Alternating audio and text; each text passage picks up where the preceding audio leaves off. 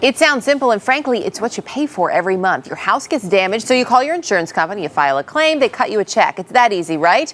If only. Turns out that first call can play a very big role in your claim and that ultimate payment. And with the average homeowner loss totaling $7,400, that is a big deal. Money Magazine's Amanda Gengler back with us this morning with 4 things you should never, ever say to your home insurance company. These are tips everyone needs to write down this morning. Good to have you back with us. Thank you. We want to preface this by saying you're not advocating that anybody lie to their insurance company, but you should really think about the way you phrase things. Exactly. We should make it clear. We're not saying to lie to your insurer. We're also not saying if you say one of these phrases that your claim will automatically be denied or delayed. The people at the website insure.com actually helped us put together this list just to say, look, sometimes people say things that can actually cause their claim to be delayed for weeks, particularly if you make the insurer suspicious of fraud. So it's just best, learn the insurance industry lingo, keep that claim on track. So in terms of learning the lingo, here are the buzzwords they're going to be looking out for. Don't say, I think, when you're talking to an adjuster. Say, I don't know.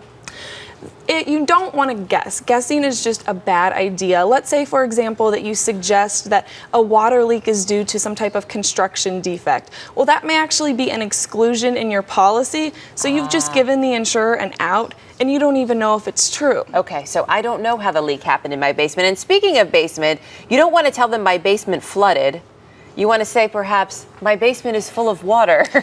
There's a very specific definition of flood in the insurance world. It's water from a nearby body of water, a lake, a stream, a river. Not the washing machine that overflows. So if there's a leak in the home, you come home, your floor is full of water, you don't want to pick up the phone and say to the insurer, my basement is flooded. You just want to describe there is a leak, it's full of water. Again, it's something that could be worked out in the questioning later Still, on. though, a great just don't point. bring up the issue. I never would have thought of that. Also, don't say my home was damaged. How much is my deductible?